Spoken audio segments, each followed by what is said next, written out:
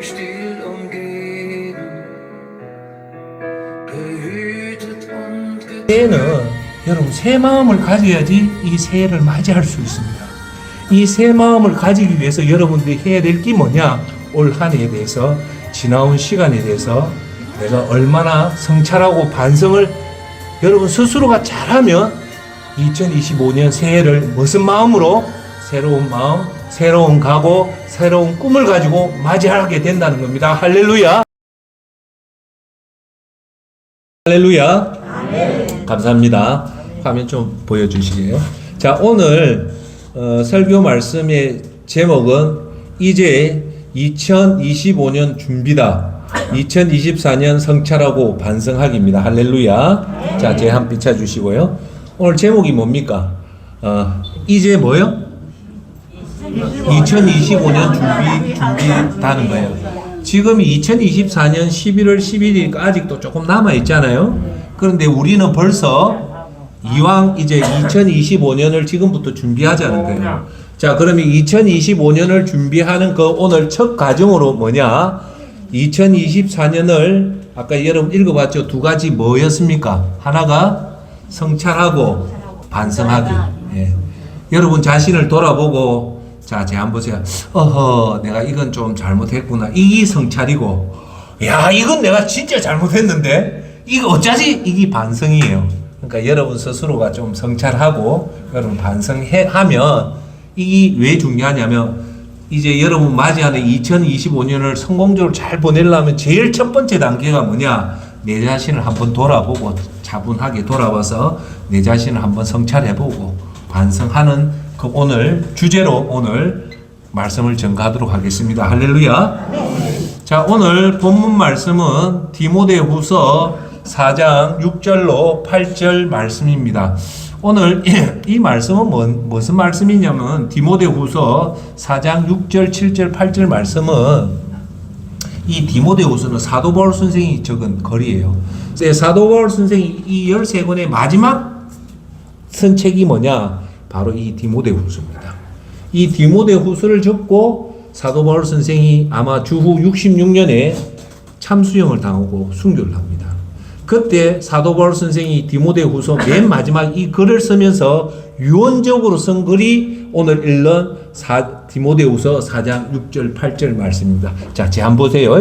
오늘 제가 이걸 한 이유가 뭐냐면 여러분이 이제 사도 바울 선생처럼 오늘 11월 10일이죠. 12월 31일 날 오해는 하지 마시고 내가 이 땅을 떠난다고 생각하고 이제 남은 기 한 40일밖에 남지 않았다. 그런 심정에서 사도 바울 선생이 자기가 이제 곧 참수당한다는 걸 알면서 썼던 글이 이 글이에요. 이 글을 읽으면서 나도 과연 하나님 앞에 떠나기 한 달 이쪽 저쪽 남가놓고 이런 글을 쓸 수 있는가 한번 돌아보시고 만약에 내가 사도 바울 선생이 이렇게 좋은 글을 썼는데 나는 이런 고백이 안 나온다면 지금이라도 마음을 새롭게 묻고 이런 고백이 나와야 됩니다. 자, 한번 감독님. 자, 다 같이 읽어보도록 하겠습니다. 천천히 디모데후서 4장 6절에 8절 시작. 나는 이미 하나님께 내 삶을 바쳤고 이제는 이 땅을 떠날 때가 되었습니다. 나는 선한 싸움을 싸웠고 내가 달려가야 할 길도 끝냈으며 믿음도 지켰습니다. 결국 내게는 의의 면류관이 예배되어 있습니다. 그 면류관은 의의 재판관이신 주님께서 그날에 내게 나뿐만 아니라 주님의 나타나심을 사모하는 모든 사람들에게 상으로 주실 것입니다. 라고 얘기합니다. 이 디모데후서 4장 6절 8절의 핵심은 제가 빨간 걸로 했죠. 세 가지입니다. 사도 바울 선생은 이제 죽음 앞에서 마지막 유언적으로 한 게 첫째, 나는 선한 싸움을 싸웠다는 거예요. 두 번째가 뭐냐? 내가 달려갈 길을 끝냈다는 거예요. 세 번째가 뭐냐? 믿음도 지켰다는 거예요. 제 한 비춰보세요. 자, 사도 바울 선생 이 세 가지 고백이 여러분 고백이 돼야 돼요. 항상 여러분 이제 끝에 이 고백이 나와야 돼요. 첫 번째가 뭐냐? 선한 싸움을 싸웠다는 거예요. 여러분 존경하는 여러분, 사도 바울 선생이 말한 이 선한 싸움이 뭘까요? 사람들하고 머리 찍고 싸우는 그런 싸움을 말하는 게 아니에요. 무슨 싸움요? 믿음의 싸움인 거예요. 기도의 싸움, 전도의 싸움, 이런 것을 여러분, 존경하는 여러분, 다 한번 크게 합시다. 선한 싸움. 여러분은 하나님 앞에 설 때 악한 싸움만 했다는 거 자랑하면 안 돼요. 악한 싸움이 뭡니까? 사람 쥐 잡고 여자들끼리 머리 쥐 흔드는 거, 그거는 우리가 하나님 앞에 갈 때 하는 말이 아니에요. 첫째, 선한 싸움. 두 번째가 뭐냐면 사도 바울 선생은 자기의 달려갈 길을 끝냈다는 거예요. 꼬린 지점까지 갔다는 게 중도에 포기 안 하고, 여러분들도 믿음 생활을 포기하지 않고 끝까지 달려가는 여러분 되길 바랍니다. 그리고 세 번째가 제일 중요해요. 세 번째가 뭐냐? 믿음을 지켰다는 거예요. 할렐루야. 그래서 오늘 본문 말씀은 오늘 2024년을 나눠놓고 올 한 해 내가 과연 예수님을 위해서 얼마나 선한 싸움을 살았는가, 잠 올 때 잠을 극복하고 예배에 참여했는지, 아니면 잠 올 때 극복해서 기도를 했는지, 시간을 내서 하나님 말씀을 읽었는지, 아니면 죽어가는 영혼을 위해서 전도에 얼마나 열심히 했는지, 내 주위에 힘든 자를 위해서 얼마나 구제를 했는지, 그걸 보라는 겁니다. 할렐루야. 아멘. 자, 오늘 제 비춰주세요. 일단 여러분 2024년 이제 한 해를 돌아보면서 여러분들이 생각해야 될 것은 이 1년 동안 여러분한테 많은 도전과 여러분한테 기회를 주어졌습니다. 그러면서 이제 이 한 해를 마무리하면서 여러분 자신을 되돌아보는 시간이 어떻게 매우 중요합니다. 되돌아보는 게. 그렇게 하는 것은 뭐냐면 이제 곧 여러분 닥칠 2025년 새해를 어떤 마음으로 그걸 할 것인가를 위한 거예요. 자, 여러분, 내가 오늘 여러분한테 반성과 성찰 촉구하는 이유가 뭐냐면 뭘 것 같습니까? 왜 여러분들이 올 2024년을 한번 돌아보고 내가 잘한 게 뭔가, 또 내가 좀 부족한 게 뭔가, 그걸 돌아보게 하는 이유가 있어요. 뭘까요? 반성해라. 반성도 맞죠. 그 포인트는 뭐냐면 사실은 2025년입니다. 2025년을 여러분들이 쉽게 말해서 하다가 2025년 맞이하시면 하다가 또 2025년 다 보내요. 그런데 올해에 대해서 여러분이 성찰과 반성을 딱 하면 2025년을 어떻게 되냐? 각오를 가지고 시작하는 거예요. 그렇게 되면 2025년을 여러분 성공적으로 보낼 수 있기 때문에 제가 오늘 발빠르게 여러분한테 2025년을 준비하자면서 2024년을 한번 돌아보면서 여러분이 뭘 잘했고 여러분이 뭘 못했는가를 여러분 스스로한테 질문하고 여러분 스스로가 답을 하면서 내가 이건 부족했구나 하는 부분은 성찰을 하시고 반성을 하시라는 거예요. 그 과정을 반드시 거칠 때 여러분 2025년을 시작할 때 1월 1일 때 눈빛이 달라져요. 할렐루야. 그래서 여러분들 오늘 지금부터 이제 2024년을 서서히 그 결산을 해야 됩니다. 자, 그런데 왜 센터장이 보통 결산한다면 보통 12월 말에 결산하는데 왜 이렇게 좀 빠르게 하냐면 사실 여러분 12월 달 되면 사회적 분위기가 좀 들뜬 분위기예요. 막년에 한다 이런 들뜬 분위기에서 여러분들이 한 해를 돌아보는 것보다는 11월 달에 차분하게 돌아보고 나서 그러면 12월 달은 뭘 해야 되냐면 잘 들으십시오. 12월 달을 2025년 1월 달이라고 생각하고 12월 달 한 달을 예비적으로 한번 보내봐란 말입니다. 그리고 나서 2025년을 맞이하면 여러분이 훨씬 수월하게 2025년을 보낼 수 있다는 겁니다. 할렐루야. 예. 그래서 여러분들이 분명히 여러분 돌아보면 내가 이건 참 잘했구나. 이건 내가 좀 부족했다는 게 있어요. 그럼 잘한 것들은 여러분한테 스스로한테 박수를 쳐주되 못한 부분에 대해서 오늘 제가 여러분한테 말씀을 드리고자 하는 겁니다. 할렐루야. 자, 그래서 오늘 2025년을 여러분 주제가 뭐냐? 준비하고 성찰을 하자면서 오늘 설교는 크게 세 가지입니다. 첫째가 뭐냐? 성찰과 반성이 왜 중요한지 그 세 가지를 이유를 설명할게요. 여러분 스스로한테 반성하고 성찰하는 게 대단히 중요해요. 중요한 이유가 세 가지가 있어요. 그 얘기를 드리고요. 두 번째는 뭐냐? 그러면 성찰하고 반성을 어떻게 하면 잘할 수 있는가? 그 두 가지 방법을 오늘 여러분한테 말씀을 드릴게요. 이걸 알면 아, 내가 반성을 이렇게 하면 잘할 수 있구나라는 거고요. 끝으로 세 번째가 뭐냐면 성찰과 반성을 할 때 그러면 여러분들이 올 한 해 2024년에 대해서 뭘 가지고 반성을 해야 될까요? 한번 물어봅시다. 뭘 가지고 반성할까요? 그 반성하는 대상, 기준이 이 세 가지가 있어요. 요 세 가지를 가지고 아, 나는 이걸 잘했구나, 이건 못했구나 할 수 있는 명확한 세 가지 기준이 있어요. 그걸 오늘 보자는 겁니다. 할렐루야. 예. 자, 그러면 자, 화면. 자, 반성과 성찰이 중요한 이유가 있어요. 자, 제한 비춰주이소. 왜 반성하고 성찰이 중요할까요? 그 이유가 있어요. 자, 먼저 하나님 말씀부터 봅시다. 하나님 말씀. 에베소서 4장 15절 말씀입니다. 자, 다 같이 한번 읽어봅시다. 시작. 머리 대신 예수 그리스도를 본받아 모든 면에서 성장하도록 하십시오 라고 합니다. 오늘 에베소서 4장 15절의 핵심은 모든 면에서 어떻게 해라고요? 성장하도록 하라는 겁니다. 성장이 뭡니까? 뭐 쉽게 얘기해서 키가 160인 사람이 165로 크는 걸 성장이라고 하죠. 대체적으로. 모든 면에서 성장하기 위해서는 뭐가 필요하냐면 답이 나왔죠. 반성을 하고 성찰을 한 사람이 성장을 해요. 성장과 성숙. 제가 오늘 여러분한테 자 한번 보세요. 제가 여러분한테 꼭 드리고 싶은 말은 뭐냐면 따라합시다. 나이값 하자. 여러분 이제 2025년 새해가 지나면 한 살이 드시잖아요. 그러면 77 된 사람은 78이 될 거고 85 된 사람은 86이 될 거고 그죠?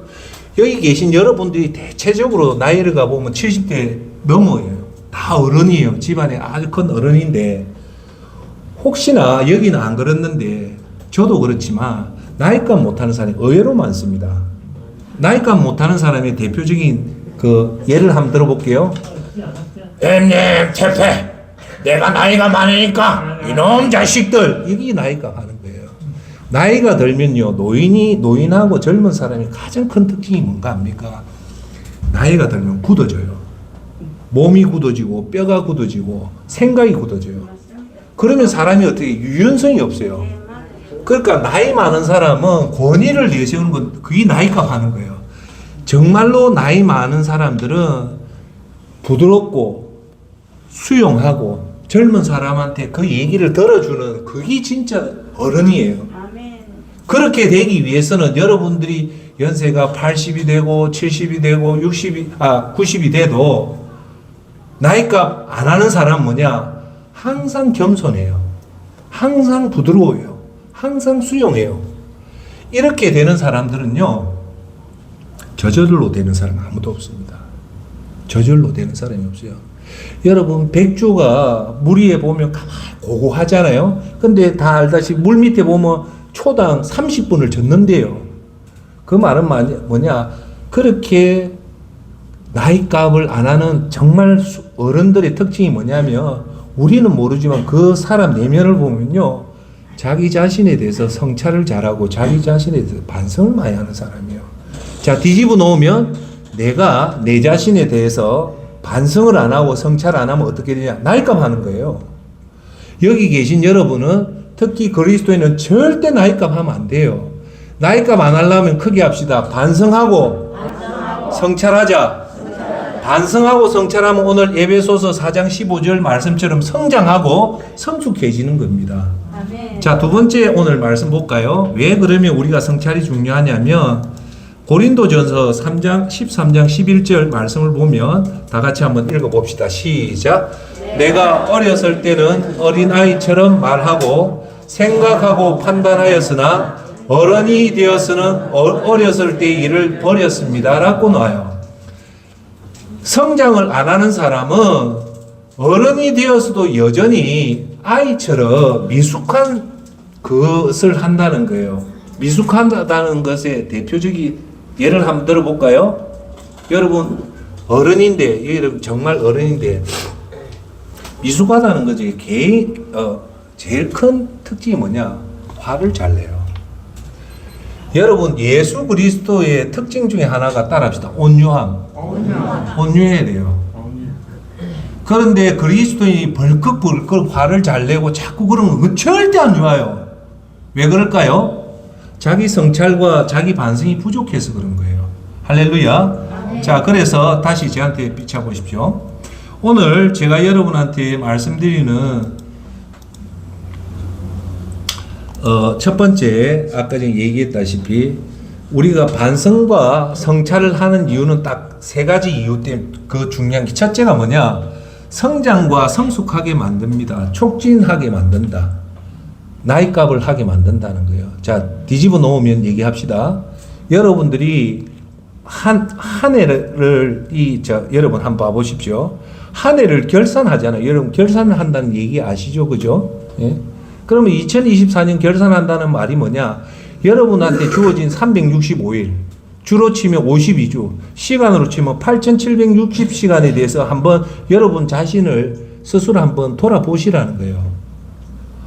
야, 나는 오늘 2024년 1월 1일부터 12월 31일까지 내가 뭘 잘했는지 한번 그 시간에 대해서 결산을 해보라는 거예요. 지금 중요한 데이터가 뭐냐면 우리 미국이나 한국이 하루에 현대인들이 스마트폰을 보는 시간이 대략 3시간 20분이랍니다. 놀라운 사실이에요. 예. 자, 여러분들이 매일 3시간 20분 스마트폰을 보는 게 나쁘다는 게 아니고 그 시간에 여러분이 정말 하나님 앞에 얼만큼 예배를 드리고 기도를 하고 말씀을 받냐에 대해서 한번 두 가지를 나누고 여러분이 스스로 시간만큼 한번 결산을 해보세요. 내가 진짜 올해 360을 어떻게 보냈는가 여러분 아실 거잖아요. 한번 잘 평가해 봐라는 거예요. 그래서 그렇게 해서 그렇게 하는 이유가 뭐냐면 이 성장과 성숙하기 위해서는 이 반성을 해야 돼요. 자, 두 번째, 오늘 그걸 하는 거는 잘못과 실수를 반복을 막을 수 있는 게 성찰하고 반성이요. 세 번째가 뭐냐? 책임감을 강화시킨다. 예. 자, 요 세 가지 때문에 제가 여러분들이 꼭 올 한 해는 여러분 반성을 해라는 거예요. 반성과 성찰을 이렇게 해야 되고, 두 번째 제일 중요한 게 그거예요. 두 번째가 뭡니까? 성찰하고 자기 자신을요, 되게 뭐라 하고 성찰하고 성숙하면요, 어떠냐면 같은 실수를 반복을 안 해요. 이게 제일 목적이에요. 근데 자꾸 실수를 반복하는 사람이 있잖아요. 대표적인 예를 들게요. 10년 전이나 10년 후나 엄청난 시간을 보냈는데도 불구하고 신앙이 전혀 성장 안 한 사람이죠. 많습니다, 사실. 오해는 하지 마시고요. 1년마다 자기 신앙이 점점 조금씩이라도 성장하고 성숙해야 돼요. 그런데 10년이나 10년 후가 돼도 전혀 성장이 안 한다는 것은 뭐냐? 반복과 실수를 계속 반복한다는 거예요. 자, 그러면 선생님, 사모님, 우리가 실수와 잘못을 자꾸 반복한다는 게 어떤 뜻일까요? 이거는 우리가 예배당에서 드리는 얘기의 잘못과 실수는 다른 게 아니에요. 예배, 기도, 말씀, 전도, 구제 이 5대 핵심에 대해서 전혀 성장이 없고 전혀 성숙이 안 된다는 거예요.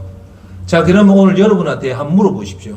오늘이 2024년입니다. 그죠? 2014년의 여러분 모습과 10년 후인 지금 2024년에 내가 예배가 10년 전보다 훨씬 더 좋아졌는가? 두 번째, 좋아졌다는 말은 뭐냐? 양이 풍부해졌다는 거예요. 양이 풍부해진다는 말은 옛날에는 내가 주일 예배 한 번밖에 안 드렸는데 올해는 365일 매일 새벽에 나가서 예배했다. 그 예배 참석 숫자예요. 그러면 1년이 50이 주니까 최저 주일 성수한다면 52번은 예배에 참석하는 거잖아요. 그거는 수우미 양가 중에 양에 해당돼요. 진짜 여러분들이 우수한 성도면 365일 중에 365일을 예배 드리는 게 중요해요. 제가 여러분한테 정말 촉구드리는 거는 여러분 연세가 지금 80이 넘고 70이 넘은 사람은 어떻게든 새벽 잠이 없잖아요. 그럼 일찍 일어나면 제발 집에 계시지 말고 옷 깨끗하게 입고 세수하고 즐거운 마음으로 예배당 가서 예배 드리는 게 매우 매우 중요합니다. 할렐루야. 아멘. 나중에 얘기하겠지만 그렇게 해서 자기가 돌아봐서 그 잘못과 실수, 자 이제 쉽게 얘기할게요. 올해 보니까 내가 진짜 예배 안 드렸구나. 그리고 기도도 거의 안 했구나. 거기다가 내가 성경도 의외로 잘 안 읽었구나. 네 번째, 전도도 안 했구나. 다섯 번째, 구제도 안 했구나. 요 다섯 가지. 이걸요, 제가 질문할게요. 내년에 2025년에 이 다섯 가지를 하려고 하면 뭐부터 해야 될 것 같습니까? 네? 내년에 여러분들이 올해보다 더 예배 더 많이 드리고 기도도 더 열심히 하고 성경도 더 열심히 보고 전도도 열심히 하고 그리고 구제를 열심히 하는 거 이거는 5대 핵심이 때 우리 믿는 사람한테 핵심적인 사항이거든요. 이걸 잘하려면 어떻게 해야 됩니까? 반성을 해. 그거예요. 그 스타트는 그 첫 단추는 반성과 성찰이 없으면 절대 안 됩니다. 10년과 지금하고 같고 작년하고 올해가 같다는 말은 깊게 들어가 보면 자기 자신에 대해서 냉정하게 성찰 또는 반성을 안 했다는 거예요. 자, 그러면 여기서 너무너무 중요한 얘기 할게요. 오늘 왜 이 첫 스타트 하냐면 여러분 올 한 해도 반성, 여러분 스스로예요. 센터장이 여러분 해라고해서 하면 그건 아무 소용 없어요. 단 여러분한테 이제 조건을 한번 탁 던지는 거예요. 그래서 여러분이 한번 생각을 해서 그래 내가 정말 조금 성숙하려면 해야 되겠다라는 자기 자신에 대한 반성과 성찰이 되면 분명히 2025년은 올해보다 틀리집니다. 그러면 여러분들이 신앙에 믿음에 변화가 없다는 말은 한마디로 얘기하면 여러분 자신한테 너무 관대했다는 거예요. 너무 관대했다는 거예요. 진짜 여러분 어른은 누구냐? 진짜 어른은 따라합시다. 자신한테는 엄격하고 때는 엄격하고 타인에겐 관대하자. 그거예요. 그래서 오늘 두 번째는 여러분들이 잘못된 실수를 반복을 막기 위해서는 반드시 해야 될 게 뭐다? 반성하고 스스로에 대한 반성과 성찰이 필요하다. 세 번째가 뭐냐면 여러분들이 성장과 여러분들이 이 내 자신의 반성하고 성찰하는 이유는 왜 필요하냐면 책임감을 강화시킵니다. 뭘 강화시킨다고요? 책임감. 사람한테는 세 가지 책임감이 있습니다. 첫째 책임감이 자기 자신에 대한 책임감이 있어야 돼요. 책임감이라는 것을 영어로 하면 responsibility라고 하는데 response 책임을 지는 ability 능력이라는 거예요. 책임을 질 수 있는 능력을 가진 사람이 책임감이 있는 사람이에요. 첫째가 자기 자신에 대한 책임감이 있어야 돼요. 자기 자신이 방만하게 놀고 자기 자신이 게으르게 하고 할 때 그걸 바로 잡을 줄 수 있는 사람이 누구다 하냐면 자기 자신이에요. 두 번째 책임감은 뭐냐? 배우자에 대한 책임감이 있어야 돼요. 남편이면 남편다운 책임감, 아내면 아내다운 책임감. 두 번째, 세 번째는 뭐에 대한 책임감이냐? 제일 중요해요. 부모로서 책임감이 있어야 돼요. 부모로서 책임감 중에 제일 큰 책임감이 뭐냐? 자식을 위해서 기도해 줘야 돼요. 여러분, 자식이 어떤 부모를 만난 게 최고의 축복인가 합니까? 예? 대기업 총수처럼 엄청나게 돈을 많이 벌어서 자식한테 엄청난 유산을 많이 물려주는 부모가 최고의 부모가 아니에요. 어떤 부모가 제일 최고 좋은 부모인가 합니까? 기도하는 부모입니다. 그 자식한테 기도하는 부모가 있다면 그 자식은 절대 안 무너집니다. 왜요? 하나님이. 그러니까 제가 또 흥분한데 여러분 절대 내 자신을 위해서는 기도 못해도 자식을 위해서는 기도해야 됩니다. 아멘. 거기 부모의 역할이에요. 아멘. 어떻게 해서든 오늘 내 자신을 위해서는 내가 병원에 못 가고 내가 좀 좋은 거 못 마시고 좋은 거 못 먹고 내가 좋은 거 못 입어도 여러분 부모예요. 저도 부모고 여러분 부모예요. 그거는 내 자신을 위한 거는 조금 줄여도 돼요. 다 절대 절대 여러분 놓치지 말아야 될 게 뭐냐? 자식을 위해서 기도해야 됩니다. 아멘. 자식을 위해서 기도한 부모는 그 책임감을 다했다고 저는 얘기합니다. 할렐루야. 아멘. 그래서 오늘 한 해에 대해서 돌아보면서 내가 자식을 위해서 얼마나 기도했는지 여러분 자신이 알 거예요. 자식이, 여러분 조금만 더 얘기할게요. 교육학자들이 하는 얘기가 있어요. 문제의 부모는 있어도 문제의 자녀는 없다는 게 전 세계 교육학설의 정설입니다. 그 자식이 문제가 있다는 거, 그 자식이 문제가 아니에요. 누구의 문제다? 여러분 문제예요. 부모가 자식을 위해서 기도 안 했고 부모가 자식 앞에 솔선수범을 안 보이면 자식은 절대 바르게 안 겁니다. 그러면 여러분들이 책임감을 강화시키기 위해서는 해야 될 게 뭐냐? 올 한 해 내가 내 자식을 위해서 얼마나 기도를 했는가를 돌아보고 혹시나 내가 좀 못했다면 스스로한테 반성을 하고 성찰을 하면 내년에는 자식을 위해서 기도하게 된단 말입니다. 할렐루야. 자, 그리고 그러면 두 번째, 자, 센터장님 두 번째, 성찰과 반성을 잘하는 두 가지 방법이 있어요. 자, 제 한 비춰 주실래요? 여러분, 이 성찰과 반성이 나쁜 게 아니에요. 하면 할수록 좋아요. 그러면 어떻게 하면 내가 성찰을 잘하는가 이제부터 얘기할게요. 첫 번째가 뭐냐면 고린도후서 13장 5절, 자, 다 같이 한번 읽어봅시다. 시작. 여러분은 자신의 믿음 안에서 있는지 시험하고 자신을 점검하십시오 라고 하는데 뭐라고 얘기합니까? 빨간 글로 자신을 점검해. 여기서 중요한 말을 합니다. 자신이 점검을 해라는 거예요. 센터장이 여러분을 점검하는 게 아니고 여러분의 배우자가 여러분을 점검하는 게 아니고 누가 점검해라? 자기 자신을 점검. 그 반성을 잘할 수 있는 방법은요. 첫 번째 중요한 게 뭐냐? 크게 합시다. 자발적으로 한다. 예. 자, 그러면 성찰과 반성을 하는데 예를 들게요. 센터장이 김 여사 올해 보니까 좀 잘못했어요. 그러니까 조금 잘하십시오. 이거는 내가 하는 거예요. 근데 김 여사는 내가 하기 전에 내 스스로가 올 한 해에 기도와 예배와 말씀을 얼마나 잘했는가를 냉정하게 보고 하는 것이 따라합시다. 자발적으로 한다. 타인이 얘기하기 전에 스스로 해라는 거예요. 그것이 여러분 성장하는 데 제일 좋아요. 두 번째, 시작. 자신이 자신에게 한다. 자, 이게 무슨 말이냐? 엄마가 애한테 자꾸 잔소리를 하고 얘기하죠. 잔소리를 하면 애가 좋아합니까? 안 좋아합니까? 안 좋아해요. 어떤 누구도 타인이 여러분한테 무슨 얘기를 하면 한두 번은 듣는데 자꾸는 못 들어요.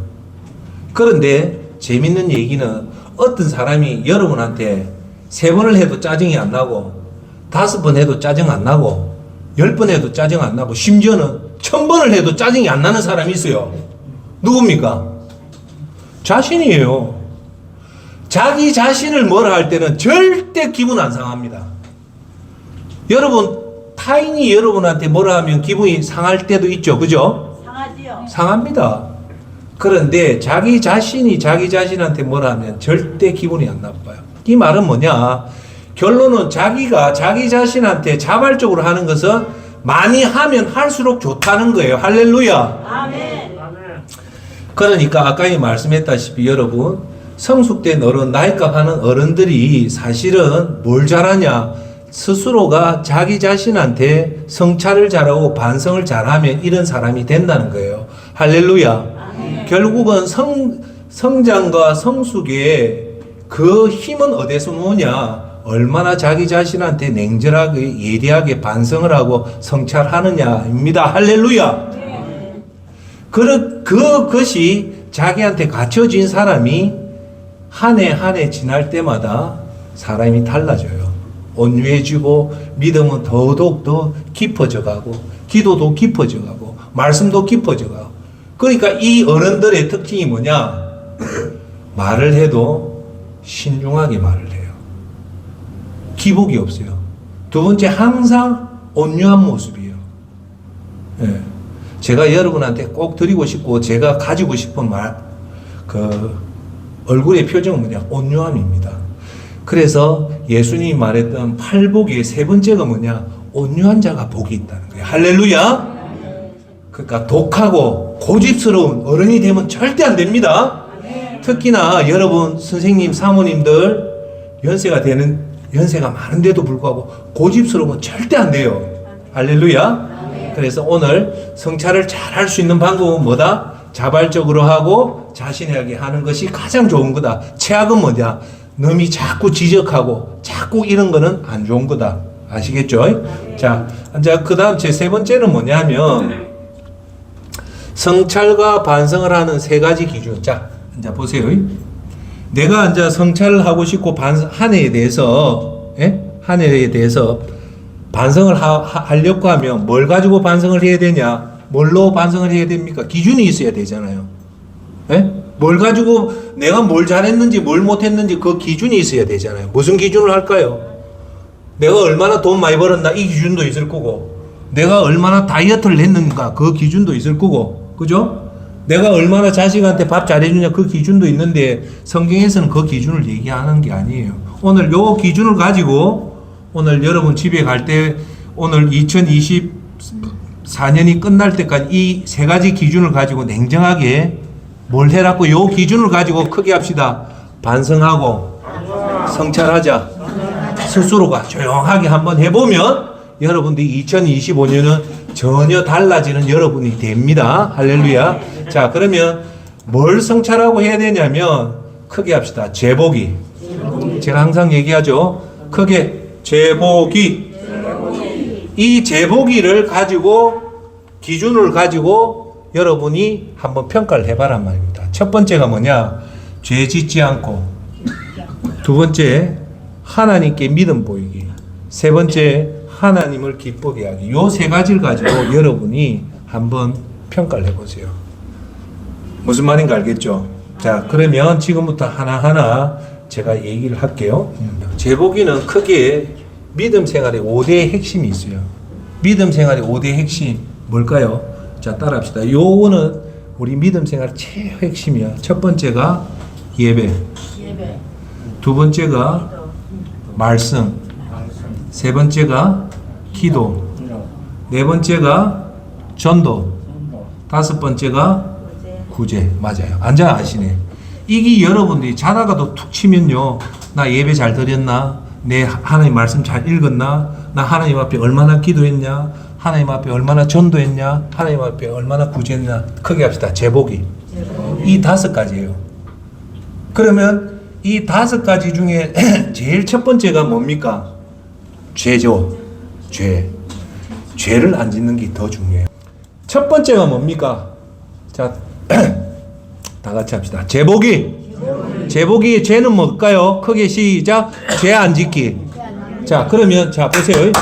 죄라는 게 엄청나게 크잖아요. 죄 범위가. 죄 범위가 크잖아요. 자, 한번 여러분한테 얘기합시다. 죄 종류를 한번 읊어 보이소. 도둑질, 살인, 강도, 간음, 뭐 여러 개 있죠. 뭐 죄 종류를 지금 300 몇 가지 되잖아요. 이걸 요한일서 2장 15절 16절에 세 가지로 딱 압축을 시켜요. 죄를 하면 요 세 가지밖에 없어요. 요 세 가지 안에 다 들어가요. 그것이 뭐냐? 요한일서, 앉아 감독님 한번 비춰주십시오. 요한일서 2장 15절 16절. 자, 다 같이 한번 그 뜻을 읽으면서 읽어봅시다. 시작. 이 세상이나 세상에 있는 것을 사랑하지 말라. 누구든지 세상을 사랑하면 아버지의 사랑이 그 안에 있지 아니하니, 이는 세상에 있는 모든 것이 육신의 정욕과 안목의 정욕과 이생의 자랑이니 다 아버지께로 온 것이 아니라 세상으로부터 온 것이다. 아멘. 여기서 중요한 말은 요한일서 2장 5절 16절은 이 세상이나 세상에 있는 것을 사랑하지 말라고 하죠. 요것이 뭐냐? 요 세 가지 안에 들어요. 이 세상에 있는 것이나 하지 말았는데 이 세 가지를 하면 뭐라고 하냐면 죄는 이 세상이나 이 세상과 두 번째 세상에 있는 것이 죄예요. 이걸 세 가지로 하면 육신의 정욕 따라합시다. 육신의 정욕, 안목의 정욕, 이생의 자랑. 이게 죄예요. 이게 세상 것이나 세상을 사랑하는데 이 세 가지가 뭐냐면 첫째 육신의 정욕은 뭐냐면요. 말 그대로 정욕이에요. 육체에서 나오는 죄. 대표적인 뭡니까? 성에 관련된 거. 호색, 음란, 음행, 정욕 이런 것들이에요. 또 하나를 하면 탐식. 이런 육체에서 올라오는 본능이 있잖아요. 이걸 절제 안 하면 이게 죄가 돼요. 대표적인 게 뭐냐? 간음이죠. 정욕, 음행 이런 것들. 두 번째 말하는 안목의 정욕이 뭐냐면 쉽게 말해서 욕심이에요. 물질에 대한 욕심. 따라합시다. 물질욕. 그게 쉽게 말하면 탐심, 탐욕 이런 거예요. 뭐에 대한 탐식과 탐욕일까요? 좋은 옷 입고 싶고 좋은 차 타고 싶고 이런 것들이 강하면 이걸 못하면 내가 불행하다고 생각하는 게 이 죄예요. 이게 탐욕이고 탐심인데 두 번째 안목의 정욕은 물질욕이다. 쉽게 말해서 내가 좀 더 좋은 차를 타고 싶고 이런 것들이 다 죄예요. 아시겠죠? 세 번째가 이생의 자랑은 뭐냐면 과시욕이에요. 과시욕. 대표적인 게 뭡니까? 자랑하고 명예욕 있고 박수 받고 싶어하는 이런 것들이 다 죄예요. 자, 그러면 여기서 하나 얘기합시다. 육신의 정욕은 대본에 나오잖아요. 성을 잘못 써가지고 간음하고 이런 대본에 몇 계명인가 7계명이 간음하지 마라 속에 들고 두 번째가 안목의 정욕이 너무 많은 걸 사고 사치하고 방탕하게 하는 것도 죄지만 세 번째 이생의 자랑은 세상 사람 죄라고 안 여겨요. 왜? 전부 다 국회의원 되고 싶고 여러분들 사람한테 박수 받고 싶어 하잖아요. 그런데 성경은 여러분 잘 아셔야 돼요. 제가 성경은 여러분이 명예욕이 되고 인기를 누린다는 건 분명히 죄라고 나와요. 그래서 예수님이 뭐랍니까? 나를 따르는 자는 따라합시다. 자기를 부인하고 자기의 십자가를 지고 따라오랬죠. 그것이 이 말이에요. 자기 자신이 죽으라는 거예요. 여러분 이름 한번 불러봅시다. 시작. 하수동. 여러분 이름은 없어졌다고 생각하는 것이 이 생의 자랑을 막는 거예요. 할렐루야. 자, 그럼 됐고요. 자, 그래서 첫 번째가 뭐냐면 제보기에서 제가 여러분한테 말씀했다시피 자, 감독님 보이소? 올해 내가 과연 성적으로 얼마나 내가 경건하고 거룩하게 지냈는가를 여러분 스스로한테 한번 물어보십시오. 여러분 아실 거잖아요? 혹시 여기서 간음한 사람 계세요? 지금 근데 그 얘기를 합디다. 남자는 문지방놈을 힘만 있으면 다 바람핀대요. 그거 나는 정답이라 생각. 두 번째, 남자나 여자나요. 밤에 술 마시면 100% 가늠한답니다. 나 그거 맞아요. 밤에 언제? 밤에 남자 여자가 같이 술 마시면 거의 100% 가늠한대요. 그냥 그거 피해야 되겠죠. 예. 그래서 첫 번째 점검해야 될 거는 나는 얼마나 이 정욕에 대해서 오래 한번 돌아보시고 하고 두 번째는 뭡니까? 내가 얼마나 탐심을 부렸는가? 물질욕이 얼마나 내가 여러분 자신을 알 거잖아요. 그걸 한번 냉정하게 돌아보란 말입니다. 저도 올해 2024년에 이래 쭉 돌아보면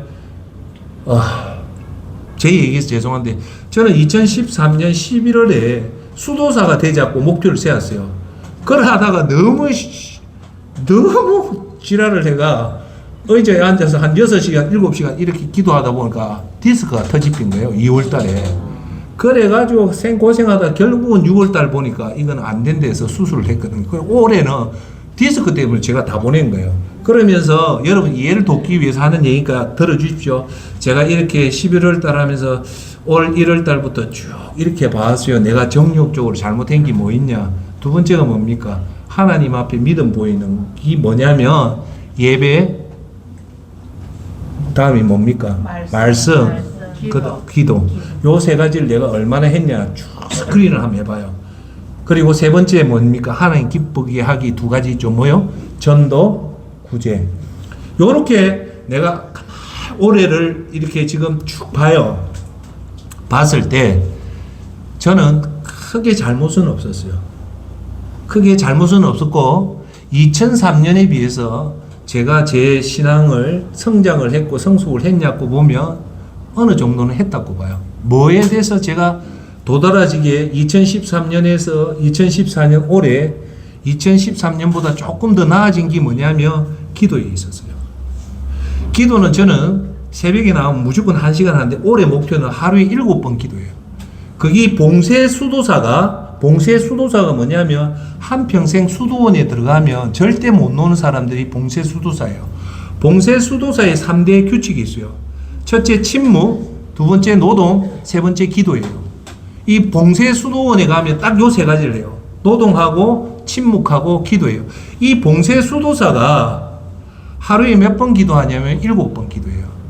그래서 저도 여러분한테 제시하는 그 목표가 있어요. 잘 들어보세요. 예수님을 제대로 믿고 싶다면 이대로 따라가면 하나님 복 주셔요.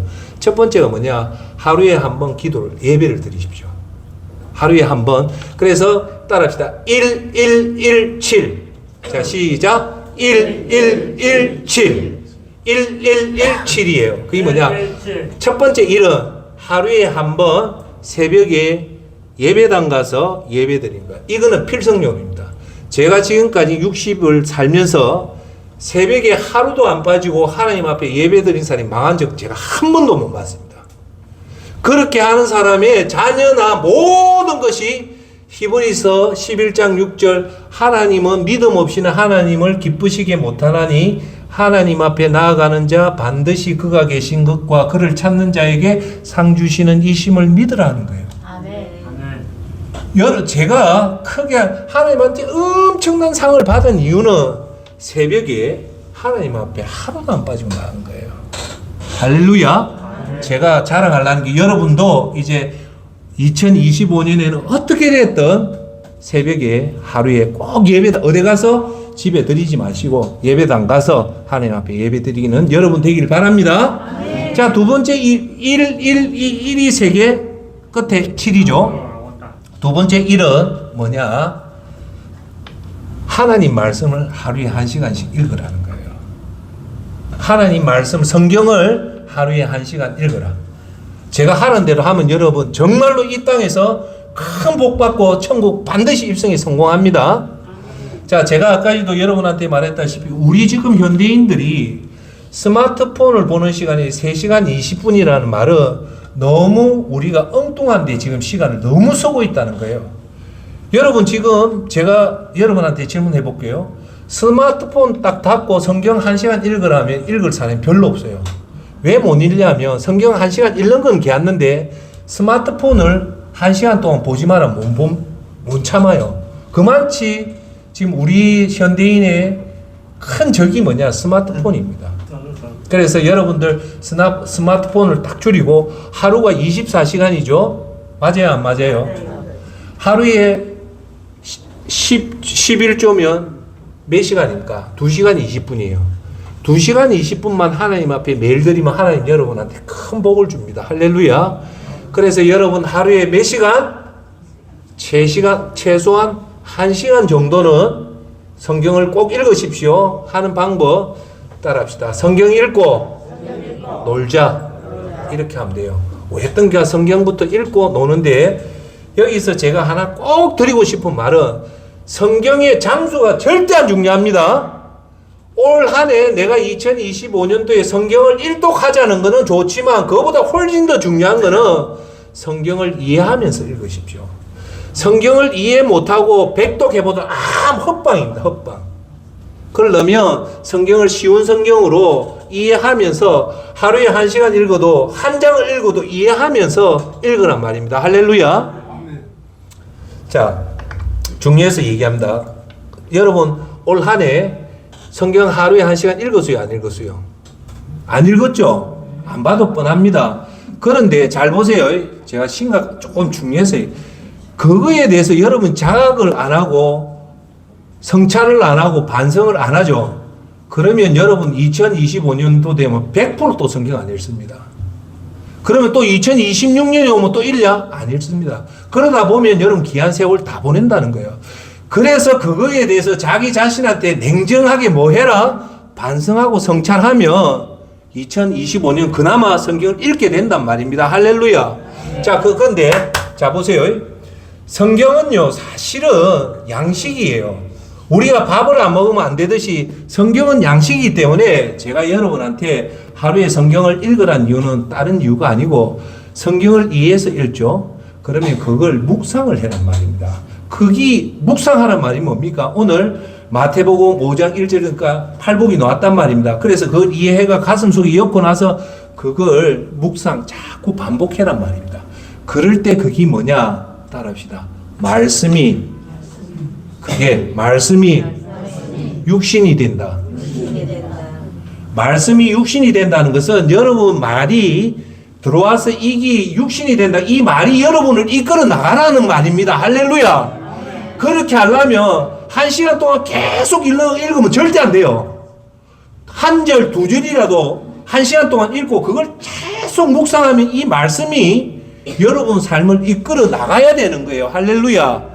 그것이 곧 예수님이 여러분 삶을 지배한다는 말입니다. 할렐루야. 그렇게 하려면 제일 중요한 게 성경을 이해하면서 계속 이렇게 읽어야 됩니다. 할렐루야. 그러면 성경을 여러분 하루에 1시간씩 이해하고 읽으면 어떤 현상이 나타나는 거 압니까? 마음이 밝아져요. 해보세요. 세상 유수로 가득 찼던 마음을 딱 끊고 하나님 말씀이 딱 들어오면요, 이 안에 우리 속에 성령님이 있기 때문에 전혀 여러분 느끼지 못하던, 따라합시다, 평강이 와요. 우리 사는 인생의 목적은 세상 사람은 행복이라지만 우리 그리스도인의 최종의 목적은 뭐냐? 평강이에요. 평강. 할렐루야.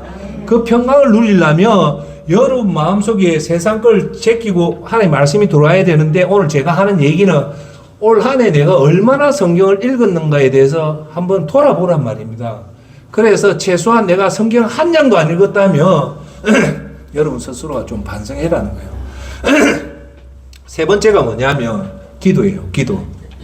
내가 얼마나 기도를 했냐. 그러니까 1이죠. 세 번째 1은 뭐냐? 기도를 하루에 1시간 하기. 따라합시다. 시작. 충분히 가능합니다. 여러분이 하나님 앞에 투자하는 시간이 많으면 많을수록 하나님 여러분한테 복 줍니다. 그래서 처음부터 하루에 1시간이 어렵다 생각하지 마시고, 하다 보면 안 되면 주기도문을 1시간만 해보세요. 그렇게 해서 하나님 앞에 1시간 기도하면요, 여러분 생각지도 못한 일들이 여러분 삶에 일어나요. 자, 제가 얘기해 볼게요. 하루에 꾸준하게 매일 새벽 기도 나가고요. 제가 그걸 한 20년 동안 해봤잖아요.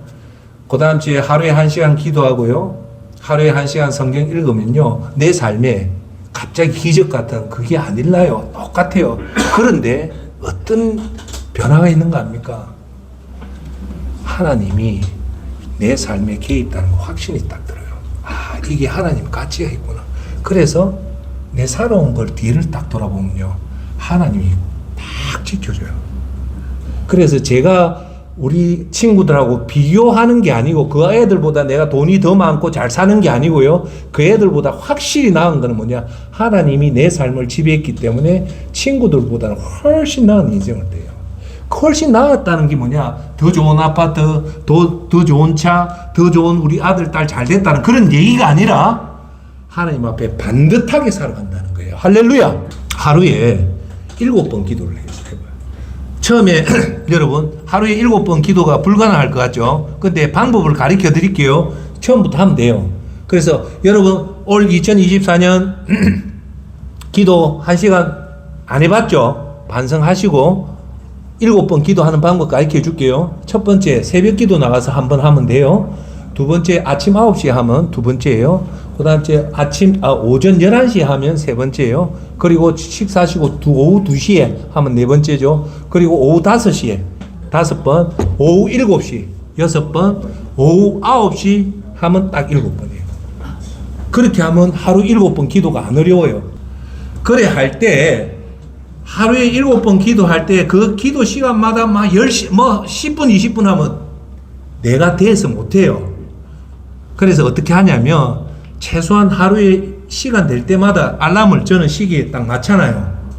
아침 9시, 11시, 2시, 5시, 7시, 9시에 알람이 맞춰지면, 알람이 울리면 딱 끄고 뭐 하냐면 주기도문을 해요.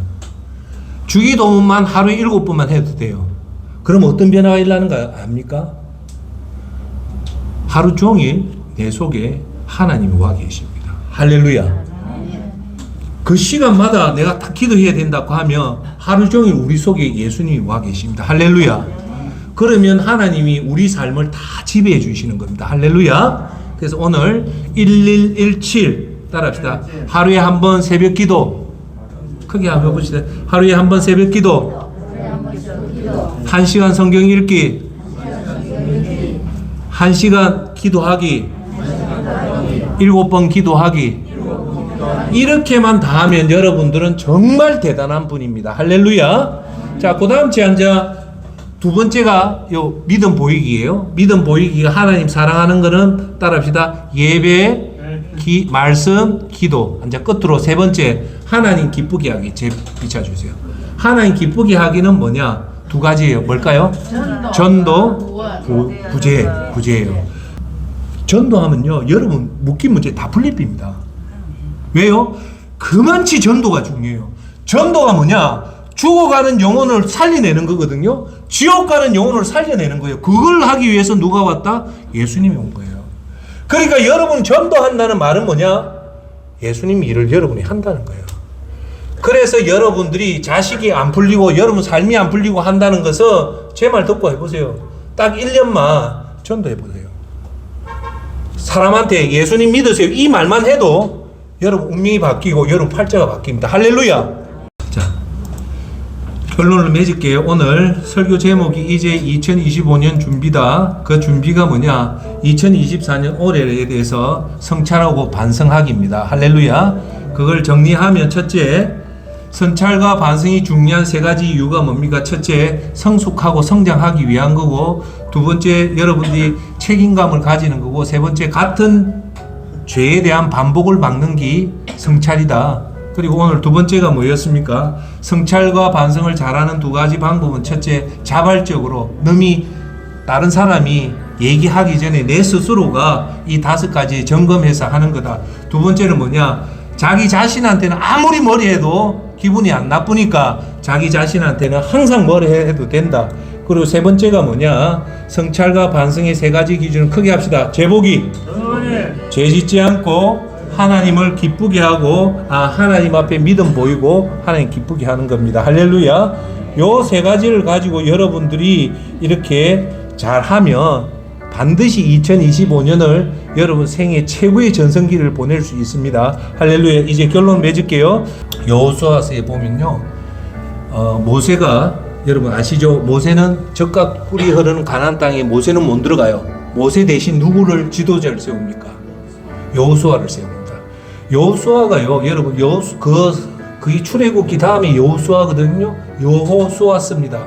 여호수아서에 보면요, 여호수아가요 총 5번의 큰 전쟁을 합니다. 여호수아에 보면요, 이스라엘 한 번도 안 져요. 그걸 보면 전쟁은 여호수아가 잘한 게 아니고 하나님이. 여호수아에 보면요, 전쟁을 5번 하는데 이스라엘 단 한 번도 안 했는데 딱 한 번 저는 사건이 나와요. 그게 뭔 사건이냐면, 첫 번째 전쟁이 어디냐면요, 제가 하나 중요해서 할게요. 첫 번째 여리고 전투, 두 번째 아인성 전투, 세 번째 기브온 전투, 네 번째가 남부 가나안 연합군 전투, 다섯 번째 북부 가나안 연합군 전투. 요 5번 중에서요, 두 번째 아인성 전투에서 이스라엘 대패합니다. 그런데 그 첫 번째 전쟁이 뭐냐면 여호수아에 노는 여리고성 전투예요.